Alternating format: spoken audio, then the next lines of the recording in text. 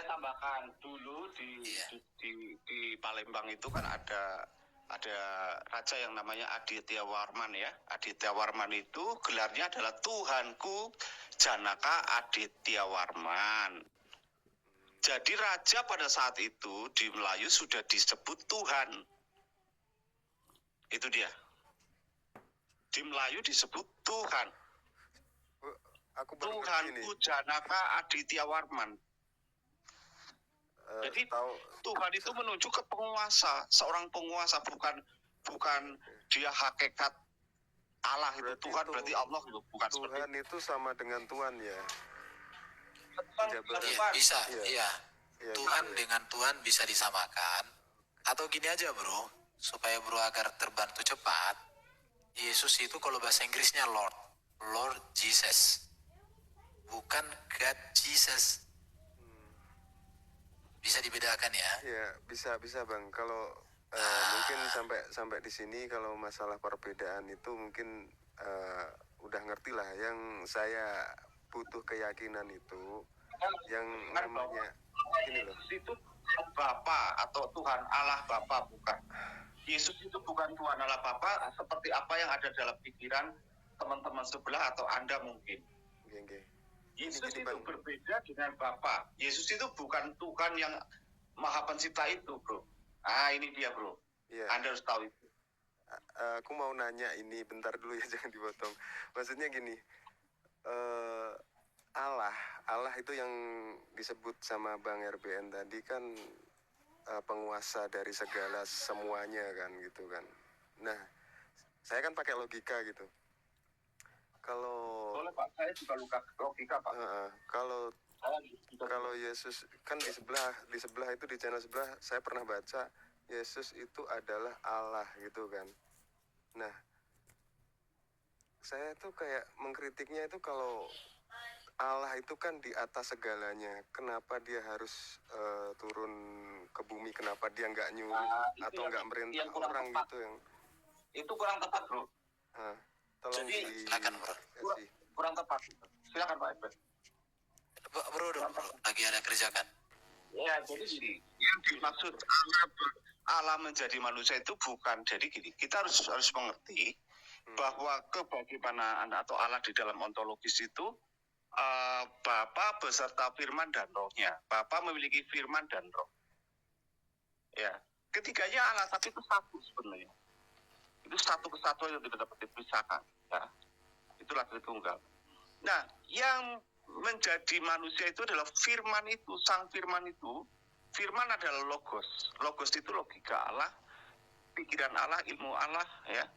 Itulah logos Allah itu. Nah, yang menjadi manusia ini adalah logos itu. Menjadi hologos, menjadi manusia. Nah, kenapa Yesus disebut Allah? Karena pra-inkarnasinya, menjadi manusia, dia adalah Allah, yaitu firman yang di dalam diri Bapa itu, bro. Maksud ya? Sebentar, Pak Penginjil, saya boleh sharing dari gambar Pak Penginjil? Boleh ya? Lerben, boleh dibesarkan? Bang Rens ya, dalam nama Yesus Tuhan mampukan saya, bukan dengan kekuatan saya. Jadi gini Bang, ketika kita belajar kekristenan ya, pertama kita harus paham apa itu kristologi dan tritunggal. Itu dua hal. Jadi tritunggal dan kristologi itu kita membedakan itu, tapi itu adalah dua doktrin utama. Ingat ya, ini bukan terus doktrin utama berarti semuanya ini bukan. Itu adalah yang mewadai kejadian sampai wahyu. Itu ya. Jadi bagaimana Allah Tritunggal? Ini. Di dalam Allah yang kita sebut sebagai Bapa, yang satu yang kita sebut sebagai Bapa, berdiam firman dan rohnya. Oke, ini adalah Tritunggal. Nah, saya comparekan dengan kemanusiaan Bang Rens. Di dalam Bang Rens ya, Bang Rens itu berdiam logika abang atau firman abang, karena logika itu juga, logos itu logika ya, dan roh abang. Nah, saya tanya nih, roh abang itu abang atau bukan? Iya. Oh, nggak kelihatan ya? Teman-teman kelihatan nggak? Ada yang bilang nggak kelihatan? Kelihatan. Kelihatan. Oke. Jadi roh abang adalah abang. Sekarang jiwanya abang atau pikirannya abang itu abang atau bukan? Iya, saya juga. Oke, sekarang wujudnya abang itu abang atau bukan? Iya, saya juga. Oke, ada berapa abang? Jadi ini roh, ada jiwa abang, ada tubuh abang ya, atau wujud abang. ketiganya ini adalah Anda ya, Anda. Iya, benar-benar. Ini ada ketiganya ini adalah Anda yang satu. Ini bicara mengenai Tritunggal. Jadi Tritunggal itu tidak membicarakan jumlah, tapi bagaimana Allah yang satu itu. Nah, kata paling sederhana ya, di dalam Allah yang satu yang kita sebut sebagai Bapa berdiam firman dan rohnya. Ini manusia. Dalam Allah yang satu kita sebut sebagai Bapa berdiam firman dan rohnya. Di dalam Allah yang satu kita sebut Bapa berdiam firman dan rohnya. Di dalam Allah yang, nah itu Bang, itu paling sederhananya. Nah, sama seperti firman Abang adalah Abang, roh Abang adalah Abang, tubuh Abang adalah Abang, maka roh Allah adalah Allah. Firman Allah adalah Allah. Ini sesuai dengan Yohanes 1 ayat 1. Pada mulanya adalah firman, firman itu sama Allah, dan firman itu adalah. Kenapa? Karena ketiganya ini saling mendiami. Sama. Tubuh jiwa roh Bang ini saling mendiami. Demikian pula Bapa firman roh ini saling mendiami. Kalau Abang ini nanti googling Tesseract misalnya gitu ya. Nah, kemudian siapakah Kristus? Nah, ini kita bicara masalah apa? Tritunggal. Tritunggal ya Bang ya. Ini kebagaimanaan Allah, bukan keberapaan Allah, bukan. Allah yang satu di dalamnya berdiam firman dan rohnya. Berarti Allah itu berapa? Satu. Anda tadi juga bilang, tubuh jiwa roh Anda itu berapa Anda? Satu Anda, oke ya. Di dalam Allah yang satu berdiam firman dan rohnya. Nah, siapakah Kristus? Kita bicara kristologi. Siapakah Kristus? Kristus adalah firman-Nya yang menjadi manusia. Yohanes 1:14. Kristus adalah firman yang menjadi manusia. Maka di dalam diri Kristus itu dia adalah sepenuh firman. Nah, tadi firman ini adalah Allah, betul? Ya, firman-Nya Allah. Iya, logika Anda adalah Anda, betul? Roh Anda adalah Anda, betul? Rohnya Anda atau roh Anda adalah Anda, betul? Roh Allah adalah Allah. Firman Allah adalah Allah. Nah, dalam naturnya sebagai firman ini bicara mengenai keilahiannya. Nah, di dalam dia firman itu menjadi manusia ini bicara mengenai kemanusiaannya. Nah, di dalam diri Kristus berdiam dwi natur. Yang pertama natur keilahian karena dia adalah firman sendiri. Ingat, firman tidak diciptakan. Yohanes 1 ayat 2. Ia pada mulanya bersama-sama dengan Allah. Jadi tidak ada jeda antara Allah dengan firman-Nya. Begitu Allah ada, dia berpikir. Gitu ya. Nah, jadi dari sini, ini jelas banget ya. Nah, bagaimana sih bridging supaya gampang mencerna mengenai kristologi. Nah, kristologi tadi ya, dia adalah sepenuh firman dan sepenuh manusia. Nah, Abang bandingkan dengan kitab suci. Kitab suci. Kitab suci itu firman Allah atau buku? Kitab suci.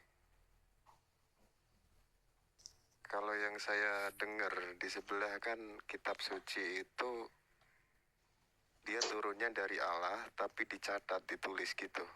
Ya, saya tanya gini Bang, kitab suci itu firman Allah atau buku? Kitab suci, kitabnya, buku.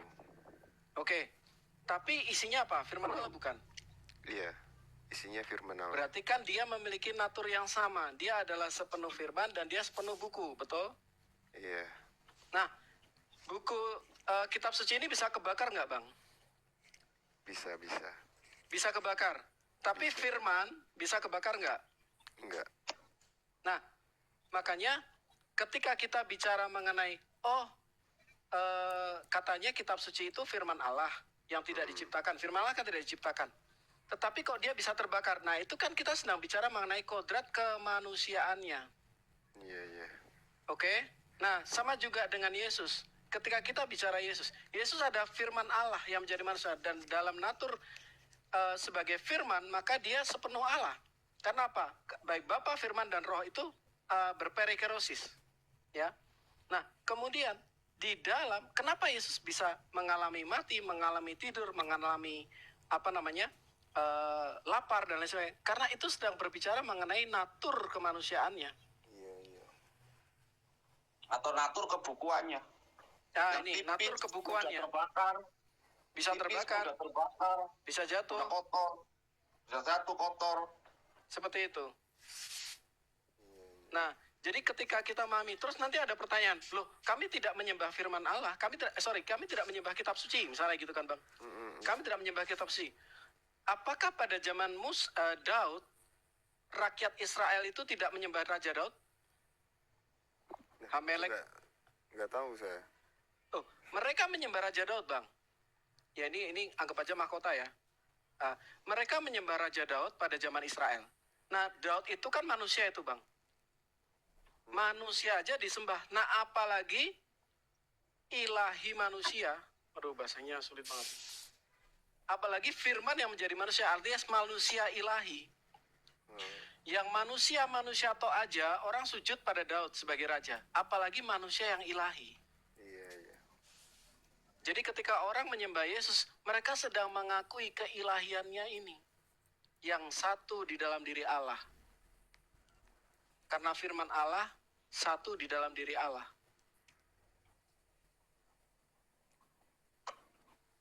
Seperti itu. Nah, terus... Coba balik ke gambar ini, Bang. Ke yang Tritunggal yang pertama tadi. Oh, yang ini? Nah, itu kan contohnya kan B itu kan Bapak dan R itu saya. Jadi pemahaman saya itu, saya tidak bisa kalau dicontohkan disamakan dengan analogi jangan disamakan Pak dengan hakikat Pak. Analogi masa disamakan dengan Tuhan. Gini Bang, gini Bang Rens. Gini Bang Rens. Kalau seumpama gini ya, ini pemahaman. Itu kan analogi Pak, bukannya sebenarnya Pak. Analogi cara memahami Pak. Iya. Itu analogi. Iya, jangan disamakan Pak. Kalau pemahaman gini menurut kalian salah nggak pemahaman saya ya? Coba di gambar tadi Tritunggal tadi. Oke. Silakan. Tadi kan Abang sebutkan itu kan B itu Bapak. Wujud. Dan F-nya itu Firman. Betul. Dan Firman Firman itu reinkarnasi jadi Yesus gitu kan. Bukan reinkarnasi. Inkarnasi, oke. Ya. Inkarnasi jadi Yesus gitu kan. Bukan jadi kan Pak penginjil tuh Pak Wawan itu ada catatan di bawah, jangan dibentak-bentak Pak. Saya udah bentak Pak, memang saya begini. Saya begini Pak. Saya orangnya begini. Makanya saya minta pendapat keras Pak. Kalau menegakkan keras. Enggak. Salah enggak saya? Misalkan saya. Gimana Pak? Yang saya sembah itu yang punya firman dan yang punya roh. Keliru Pak. Keliru. Aduh, ini putus lag nih. Oh, udah biar dulu. Halo. Bang Jack silakan. Halo, sorry, saya nge-lag tadi. Saya nge-lag tadi pertanyaannya apa? Saya mempercayai Yesus itu firman Tuhan, saya percaya. Tapi di sini yang saya sembah itu di atasnya, yang bikin firman dan yang menaruh roh. Oke. Saya nggak salah, nih, Bang. Kurang tepat. Tidak salah tapi kurang tepat. Saya kasih gini Bang. Saya kasih gini Bang Dewa. Sebentar. Galatia. Ini Bang. Filipi 2 ayat 6. Ini ya Bang. Dalam Filipi 2 ayat 6. Yang walaupun dalam rupa Allah, morphe of God, tidak menganggap kesetaraan dengan Allah. Nah, yang setara dengan Allah adalah pikiran Allah. Yang setara dengan Abang adalah ide Abang, pikiran Abang. Nah, kalau Abang berpikir bahwa firman itu diciptakan, nih ya Bang. Kalau Abang berpikir bahwa firman itu diciptakan, itu akan menabrak baik itu kepercayaan Islam dan kepercayaan Kristen. Saya kasih bukti. Pada mulai adalah firman. Firman itu bersama-sama dengan Allah. Dan firman itu adalah Allah. Menurut Abang duluan mana antara Allah dengan firmannya? Silakan. Duluan mana? Firman. Duluan mana antara Allah dengan firmannya? Silakan. Firman itu seperti ucapan ya? Ya, betul. Benar kan? Bisa ucapan dan bisa pikiran. Ya. Allah pikiran, Allah mengucapkan. Anggap aja seperti itu. Benar nggak? Betul. Ucapan dalam hati bro cek. Langsung aja menyembah kepada pemilik firman dan pemilik roh itu kan gitu. Yesus. Jadi gini bro. Ya sebentar. Kenapa bro? Karena Allah pemilik firman dan roh itu kan hakikatnya transenden. sesuatu yang tidak bisa kita gapai, kita jangkau karena dia ada di dalam kemahaannya. Dia mewahyukan dirinya, memperkenalkan dirinya melalui firman-Nya yang menjadi manusia, itulah Yesus Kristus. Jadi pengenalan kita kepada dia hanya di dalam inkarnasi firman. Maka Bapa sendiri dengan suaranya yang dia perkenalkan ketika Yesus dibaptis dan ketika Yesus dimuliakan berkata, inilah anakku yang kukasihi, dengarkanlah dia. Bahkan Yesus sendiri juga mengatakan, barang siapa tidak menghormati anak, ia tidak menghormati Bapa. Kata menghormati di situ dalam bahasa Yunani timao. Timao itu bisa diartikan sujud, Kenapa nggak jadi malaikat? memuliakan. Lebih kuat lagi kan? Oke ya, saya pikir. Kenapa nggak jadi malaikat? Kenapa jadi manusia? Sopan dong. Kalau mau ikut ngomong itu harus sopan. Lagi orang lagi bicara. Ini nih otak-otak tukang ngarit ya, tukang babat alat begini. Ya tenang, oke, Bro Renz. Jadi di situ bro. Jadi Allah mewahyukan dirinya untuk kita sembah, untuk kita kenal melalui firman-Nya yang menjadi manusia, itulah Yesus Kristus. Atas dasar itu Yesus mengatakan, mintalah kepada Bapa dalam namaku. Akulah jalan kebenaran dan hidup, tidak ada seorang pun yang sampai kepada Bapa kalau tidak melalui aku. Itulah dasarnya, maka dikatakan Yesus itu imam besar agung. Iya, karena pengantara antara manusia dengan Allah. Gitu kan. Maksudnya bukan, karena Yesus itu inkarnasi firman itu sendiri. Iya. Allah mewahyukan dirinya, menyatakan dirinya, menunjukkan keberadaannya melalui Kristus. Kenapa nggak langsung nyembah Allah, jangan Yesus? Kamu perkenalkan dulu nama Ngapain? kamu, nggak usah langsung ngomong yang sopan dikit dong. Kamu pasti Katrin ya? Katrin pasti kan? Iya, Katrin yang sakit hati. Ya, Katrin yang sakit hati, yang penuh kebencian hatinya. Ya kan, Katrin begitu. Gitu. Oke, saya izin ya, Lerben ya, saya izin ya. Oke, gini ya Bang ya. Pada mulai adalah firman. Nah, kita buka nih dalam Yunani ya. NRK and hologos. Kita buka apa sih itu logos? Itu ya. Logos adalah apa? Speech, ya, perkataan. Dan logos juga adalah apa? Apa ini? Mind. It used as pikiran. Mind, pikiran. Makanya pikiran. Bang ada logika, ya kan? Logika. Jadi saya bisa baca seperti ini. Pada mulanya adalah logika Allah. Logika Allah itu bersama-sama dengan Allah. Dan logika Allah adalah Allah. Saya sejajarkan dengan tadi, Abang kan? Pikiran Abang adalah Abang. Bang tadi kan setuju tuh. Roh Abang adalah Abang, bukan? Betul. Pikiran Abang, logos Abang adalah Abang. Betul. Kemudian tubuh Abang adalah Abang. Nah, kemudian ketika ada pertanyaan, kan Tuhan nggak mau disama-samain. Yang nyamain Tuhan dengan manusia siapa? Tidak. Tetapi manusia memang diciptakan segambar dengan Allah. Kejadian 1 ayat 26. Maka Allah menciptakan manusia dalam rupa dan gambarnya. Nah, di dalam Islam pun juga sama. Bahwa Allah menciptakan manusia di dalam hadis ya, sesuai dengan gambarnya. Jadi manusia ini itu benar-benar dibuat sesuai dengan patternnya Allah. Makanya ada sebuah cerita dalam Kejadian 1 ayat 26, ketika Allah membuat Adam, maka seluruh malaikat sujud kepada Adam. Bukan diperintah, bukan. Dalam literasi Yahudi, semua malaikat itu sujud karena apa? Salah mengira Adam itu dikira Tuhan sendiri. Saking miripnya, saking mulianya, saking cemerlangnya. Nah, tetapi gara-gara dosa, maka kemuliaan itu hilang, manusia harus mati. Manusia sebelumnya kekal. Nah, terus kan Tuhan kan mengembalikan itu. Dia mau membalikan itu. Hukuman bagi dosa adalah kematian. Makanya apa? Harus ada yang mengalami kematian, supaya yang mati tadi, dia tersubstitusi sehingga dia beroleh hidup. Nah, Kristus mengalami kematian bagi kita. Nah, itu kalau bicara soteriologi atau doktrin keselamatan ya.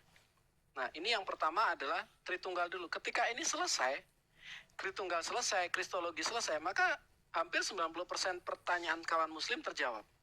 Kita belum bicara masalah naskah dan itu cuma 10% lah.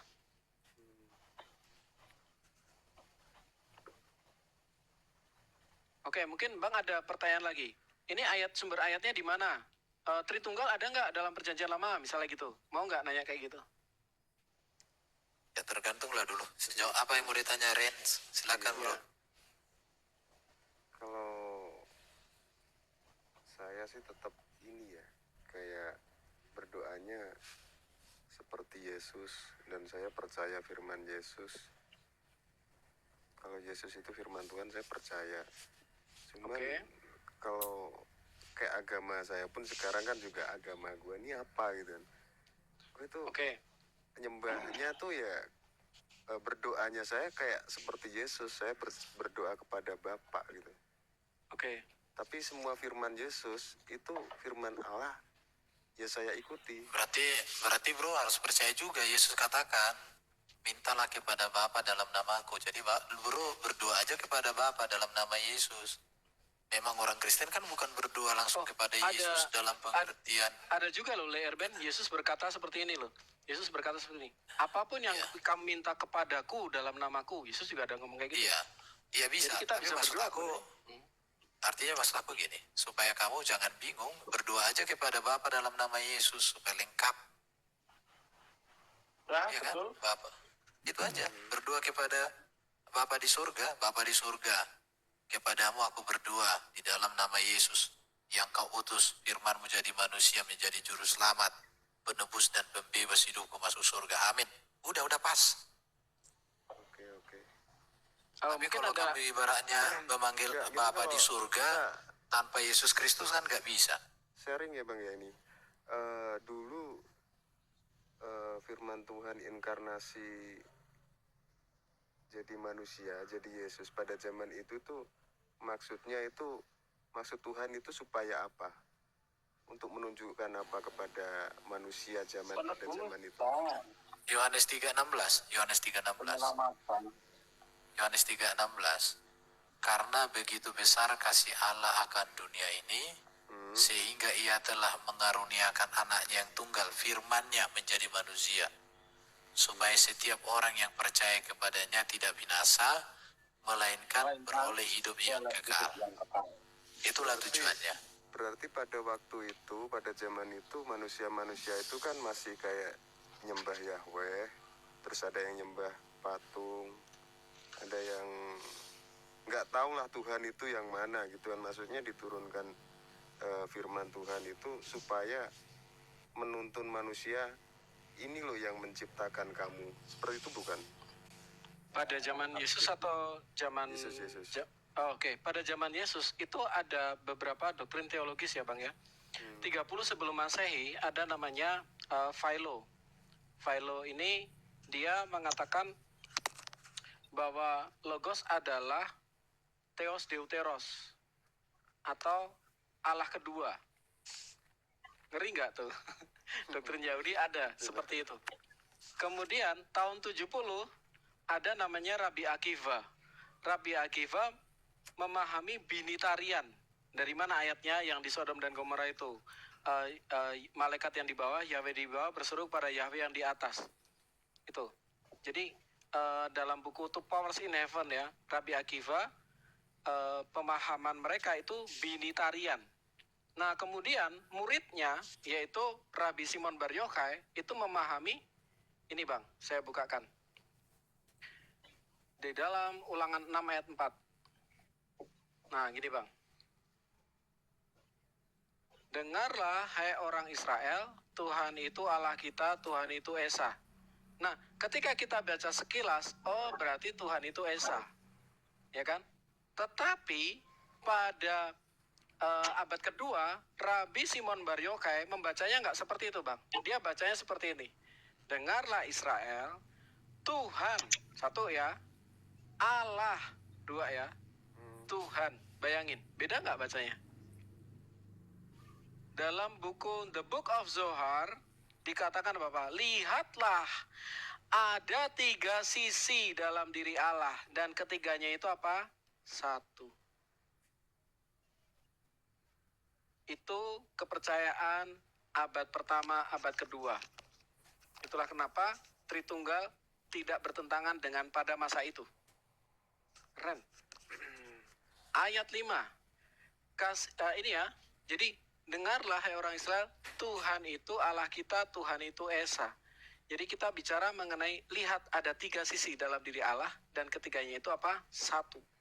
Kata Esa di sini menggunakan kata Echad. Echad itu bisa berarti unit dan bisa berarti unity, bisa berarti satu dan bisa berarti kesatuan. Oke ya. Nah kemudian keteritunggalan manusia di ayat Recording by Why Not Petra. Dengan segenap hatimu, ini bicara ruah kita. Ini bicara roh kita, dengan segenap jiwamu ini bicara logos kita, dan dengan segenap kekuatanmu ini bicara tubuh kita, wujud kita. Allah yang Tritunggal di ayat keempat menciptakan manusia yang Tritunggal di ayat kelima. Kalau Allah itu tunggal, maka manusia diciptakan Allah dalam gambarnya, maka manusia pasti tunggal. Manusia ternyata Tritunggal.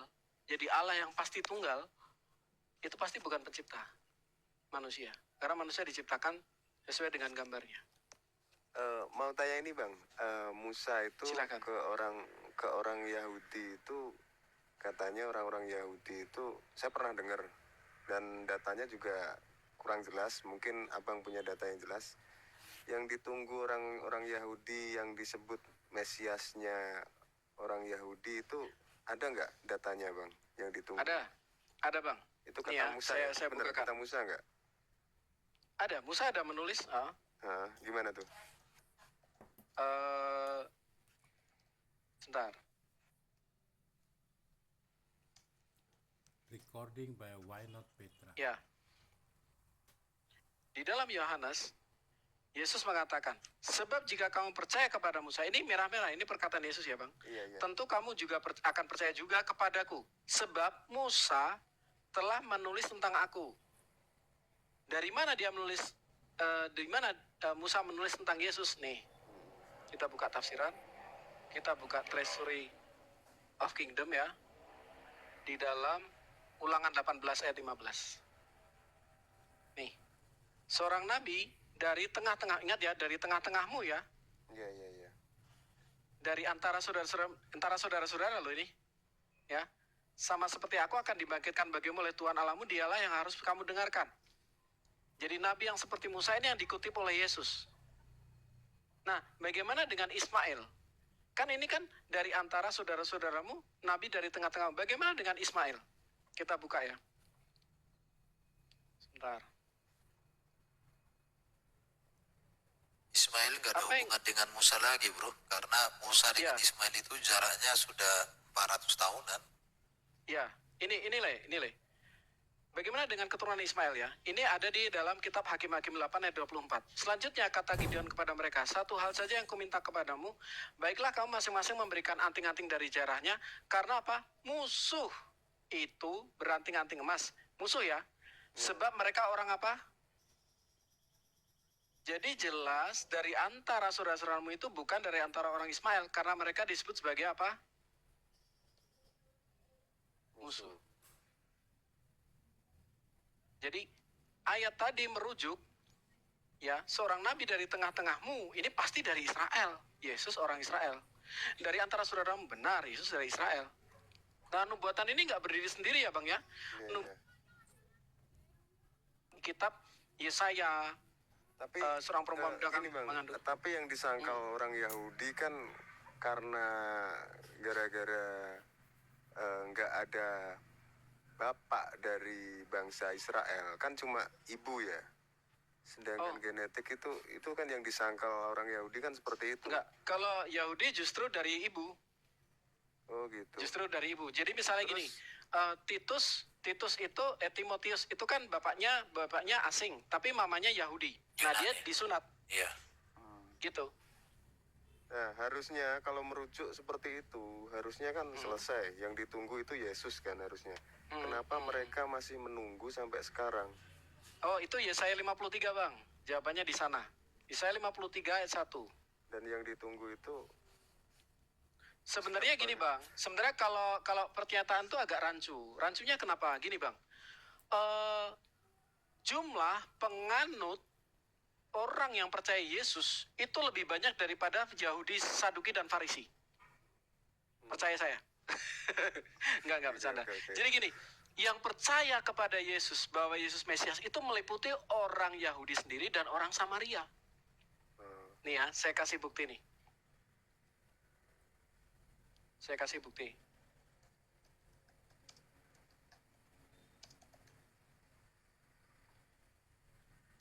Jadi nggak terbatas.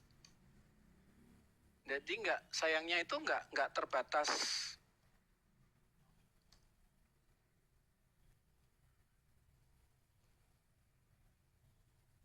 Ini. Jadi ini perkataan orang-orang Farisi ya Bang ya, mengenai pengikut Yesus. Maka kata orang Farisi seorang kepada yang lain, kamu lihat sendiri, kamu sama sekali tidak berhasil. Mereka ngomong internal mereka, lihatlah apa? Seluruh dunia datang mengikuti siapa? Dia. Artinya apa? Pengikutnya Yesus jauh. Jadi ketika orang mengatakan, oh orang Yahudi nggak setuju, nggak ini. Yahudi yang mana? Itu kan belum disebutin namanya, yang masih tanda tanya kan belum disebutin namanya, Bang. Tanda tanya yang mana?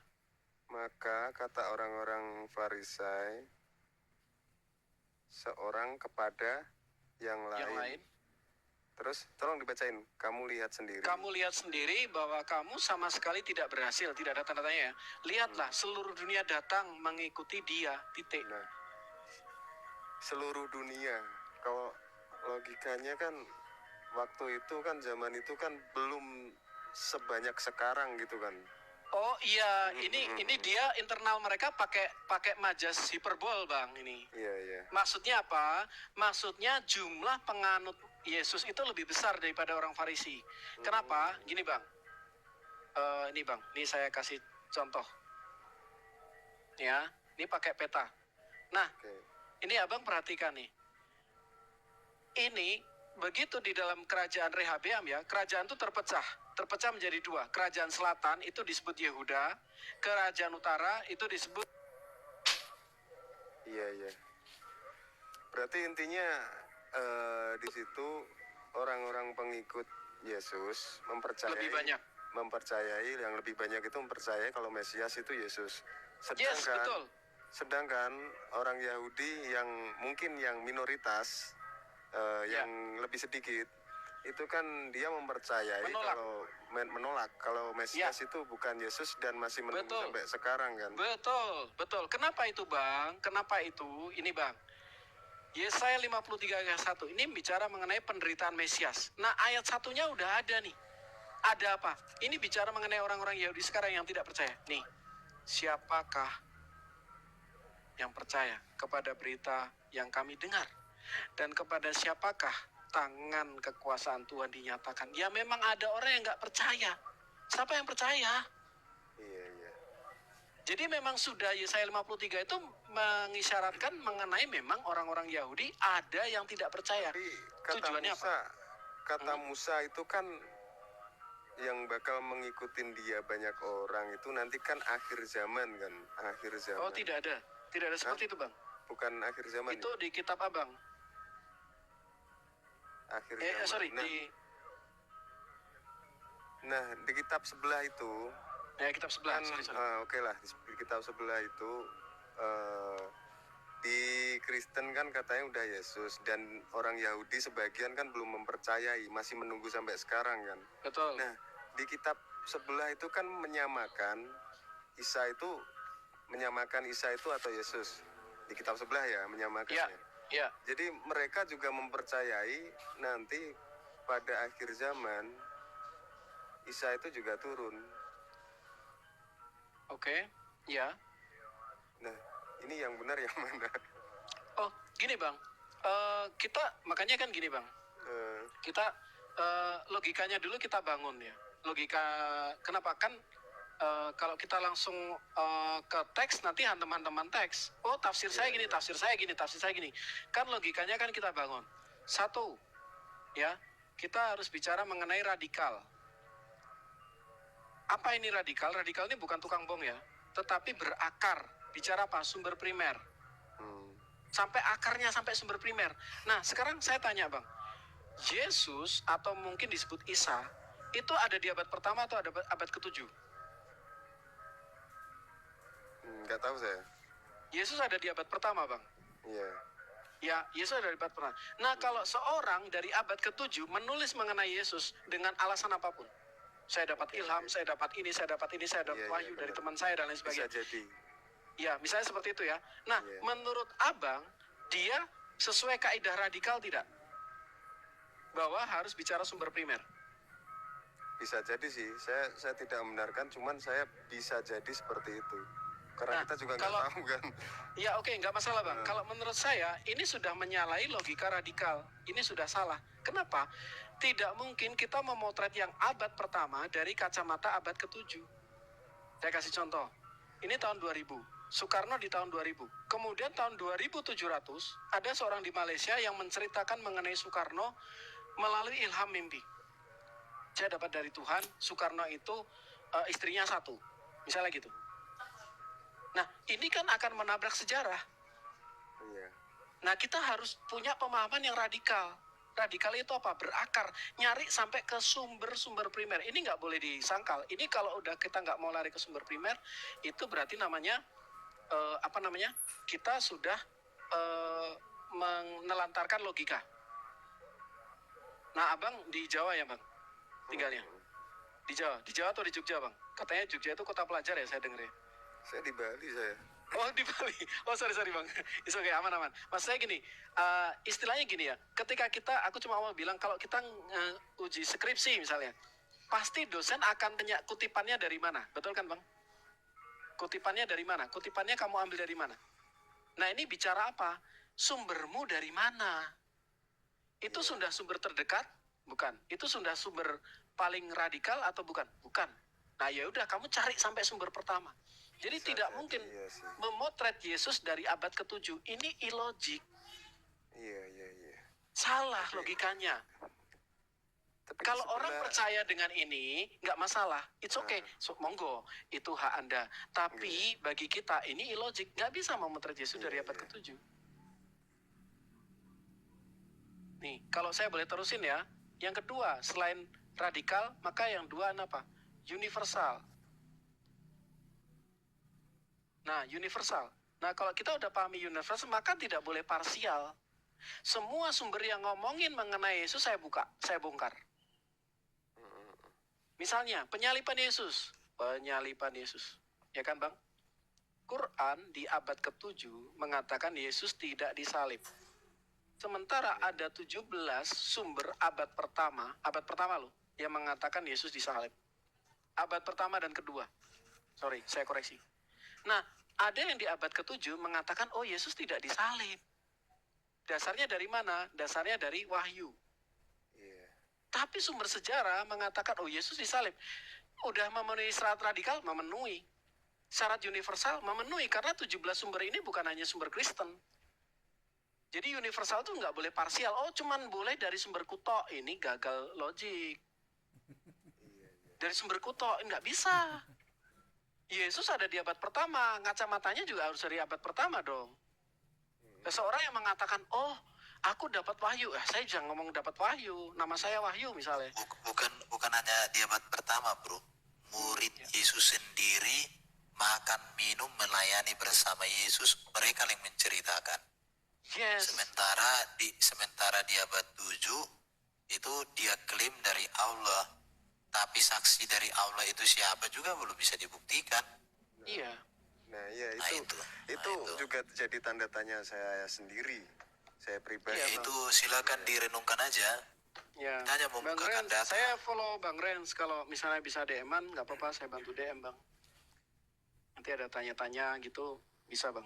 Dalam nama Yesus. Kadang juga ngerenung gini juga, mikir juga. Itu kasus atau kisah penyalipan itu kan bukan firman Tuhan yang ngomong ya. Kan dari murid yang nyatat, itu catatan ke bawah keturunannya itu ada yang merubah apa enggak, gitu pun juga jadi perenungan saya. Nah, kalau itu mau dirubah, Bang, mau dirubah, ke-17 sumber itu enggak barengan loh. Saya kasih contoh. Ke-17 sumber itu, dia terbagi. Dari sumber Yahudi ada 17 itu ya, dari sumber Yahudi sendiri Ada. Abang bisa akses di Sefaria. Nanti pernyataan dari Flavius Josephus. Flavius Josephus. Dia mengatakan Yesus disalib. Ini Tapi dia... benar, Bang, kata abang tadi kan katanya di sebelah itu nggak disalib gitu kan. Cuman saya pernah lihat YouTube itu katanya yang waktu mengomentari soal penyaliban itu. Ya. Itu yang dakwah itu bilang dari sebelah, ini versi sebelah itu kan katanya waktu disalib itu digantikan gitu kan. Ya, oke. Sekarang gini, Bang. Logika kalau itu digantikan, saya buka ya, saya buka sekalian, saya bongkar atau dibukalah yang kata-kata yang baik apalah. Jadi gini, Bang.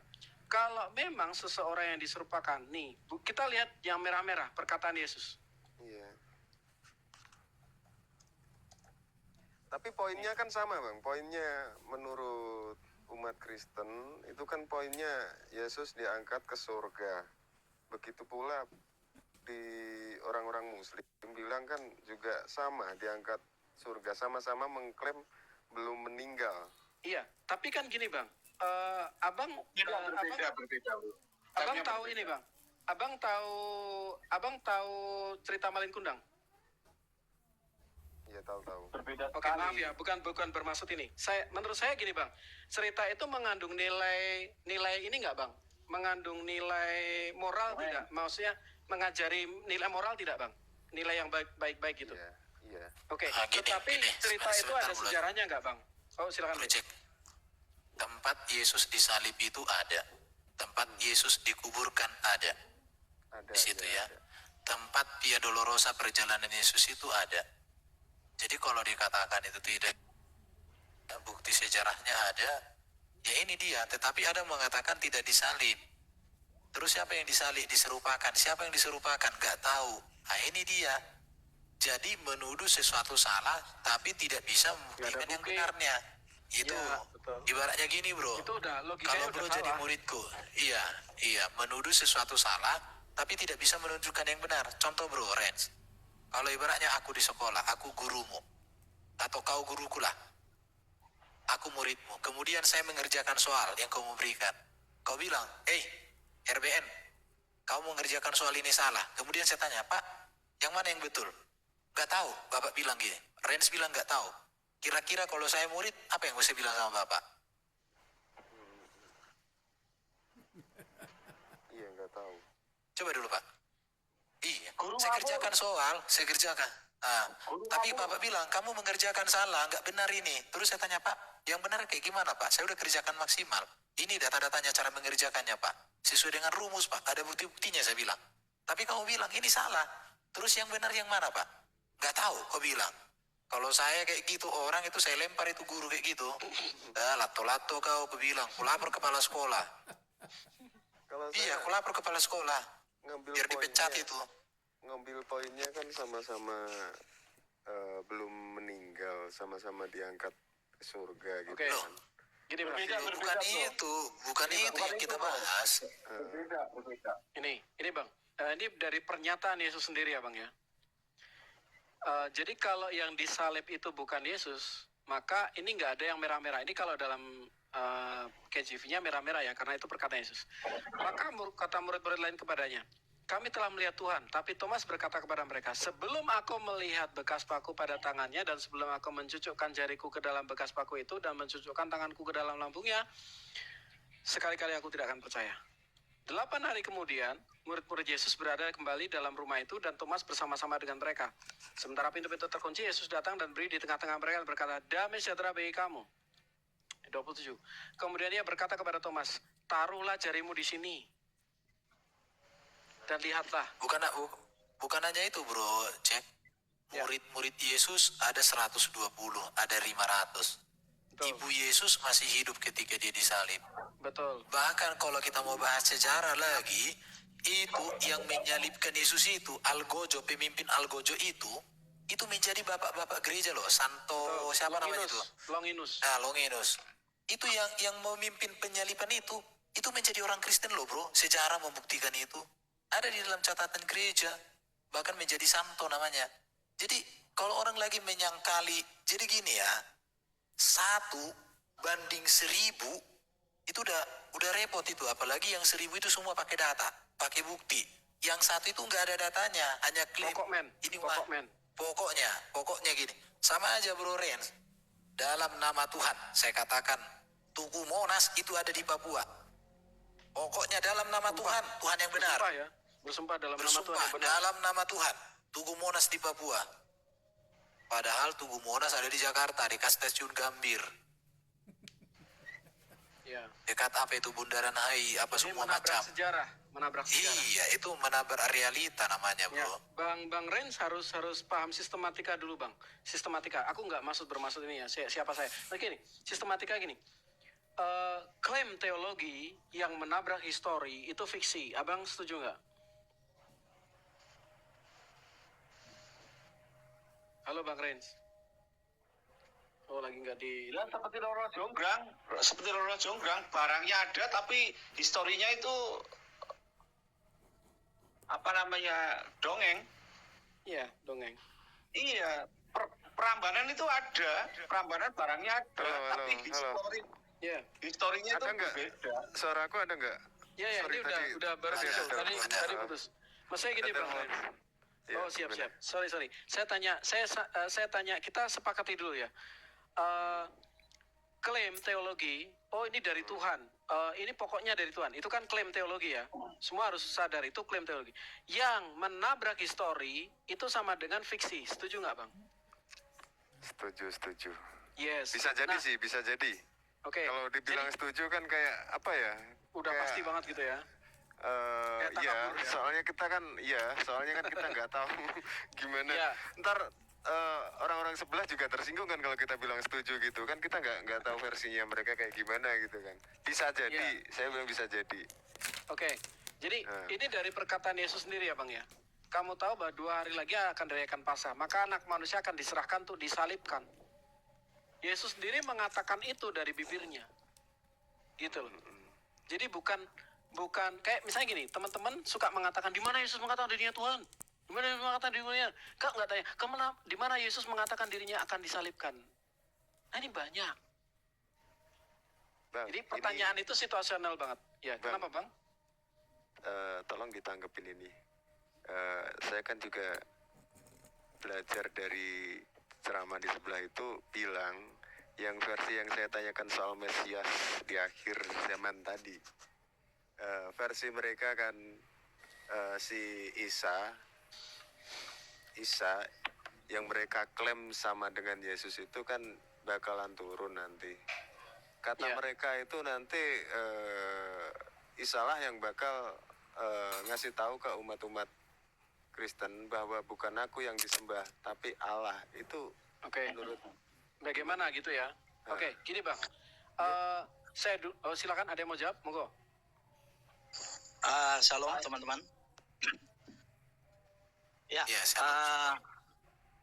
Ya begini, saya pengen tambahkan saja dari pernyataan saudara kita Rens. Jadi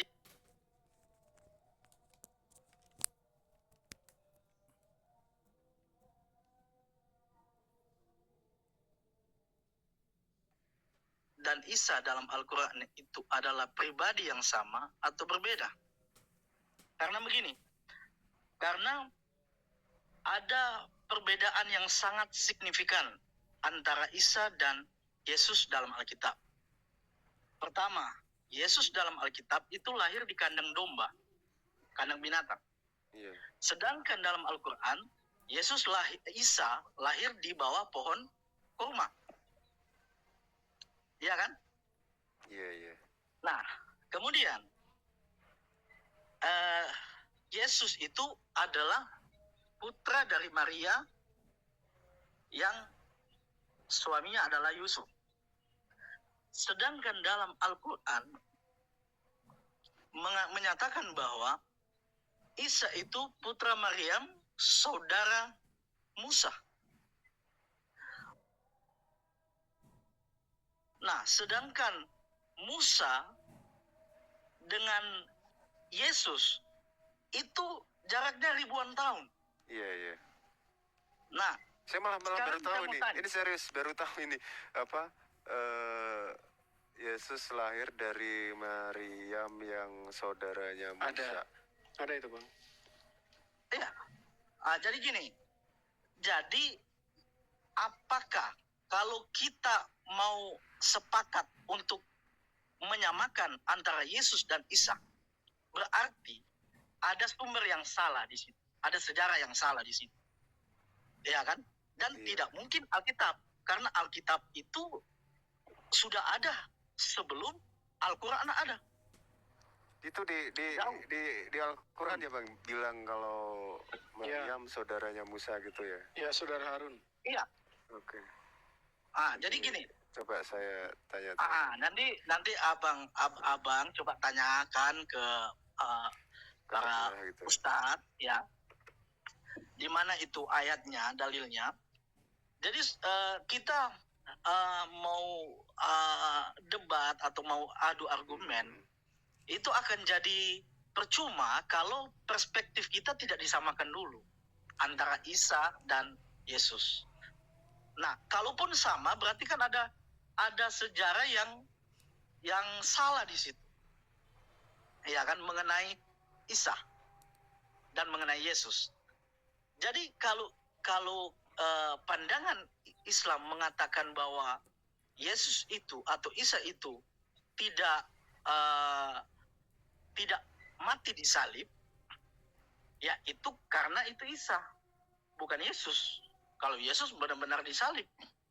Kalau Isa karena kita tidak mengenal Yesus lahir di bawah pohon korma, tidak. Kami tidak mengenal itu. Yesus yang kami kenal adalah dia lahir di kandang. Gitu. Dan Yesus yang kami kenal itu dia adalah putra Maria, istri Yusuf. Itu berbeda dengan saudaranya Musa. Musa itu udah ribuan tahun sebelum Yesus. Jadi sangat jauh sekali dia punya beda. Jadi mengenai penyalipan ini, kenapa tadi tidak ada titik temu? Karena Bang Rens bilang kita juga mengakui bahwa Yesus itu, Isa itu diangkat, naik ke surga kan? Yeah. Tapi konsepnya beda. Jadi kita memang Yesus itu naik ke surga, tetapi dia sudah melalui proses yang namanya kematian dan kebangkitan dulu. Baru dia naik. Bukan kalau konsepnya Islam kan, Yesus itu diselamatkan oleh Allah, diangkat. Dan yang disalibkan itu adalah, kita mendengar ada banyak orang bilang Yudas yang diserupakan dengan Yesus. Kalau saya berpendapat begini, kalau Yudas seorang pengkhianat, dia mengalami siksaan yang Yesus alami. Ketika disalib, tidak akan pernah keluar kata seagung Yesus. Dia bilang, Bapa ampunilah mereka, sebab mereka tidak tahu apa yang mereka perbuat. Tidak akan pernah itu. Kalau Yudas yang disalib, dia bilang, Bapa turunkan api dari langit, bakar dong semua habis. Begitu ya, jadi sangat berbeda. Kalau itu orang yang disalibkan itu bukan Yesus, tidak akan pernah keluar kata seagung itu. Jadi kita samakan perspektif bisa jadi gak Bang, kalau perkataan yang seagung itu diucapkan sama orang yang istilahnya kan dia berkhianat, terus dia baru sadar udah mengkhianatin Yesus, terus dia baru sadar. Nggak bisa, orangnya bunuh diri kok Pak. Orangnya bunuh diri, udah. Mau sama apa lagi? Kalau bukan Yesus itu kemudian digantikan orang, apa kepentingannya kan? Iya. Harus tahu kita apa kepentingannya. Apa ajaran moral dari ajaran Tuhan moralnya, yang membohongi umatnya? Iya. Apa menilai moral yang mau diambil? Nih, saya kasih contoh nih. Saya kasih contoh bagaimana kalau itu seorang yang diserupakan. Nanti, tapi nggak boleh video ya, Lea? Iya, jangan. Oh, nggak jadi. Oke, saya pikir dengan Bro Rins tinggal direnungkan aja. Benar. Oke, ini ada ini 6 tambah 6 tambah 6. Silakan. Ya, oke. Makasih banget Terima kasih. semuanya udah Bang, sharing-sharing kalau mau ilmu ya. DM saya Bang, kalau mau bertanya-tanya. Oke. Iya Bang, iya. Silakan. Oke, Ler, saya turun dulu sekarang ya. nggak boleh ya Lerben. Iya, nggak boleh. Ini nggak boleh. Nggak boleh. Di Bang semua, saya pamit turun. Oke, thank you. Ya, terima kasih. Oke, thank you. Silakan 6 tambah 6 tambah 6, monggo. Sore Pak RBN. Ini sahabat saya. Juga selamat sore. Selamat sore, brotherku tercinta. Saya cuma mau tanya, saya kok di mute? Adakah saya ini salah typing kah? Salah ketik kah? Kok saya Ada orang bicara kali, brother. Sayang. Saya nggak tahu. gimana? Bukan, saya di typingan nggak bisa typing lagi. Saya di mute. Oh, Nggak tahu. Moderator mungkin, moderator. moderator kali Pak, moderator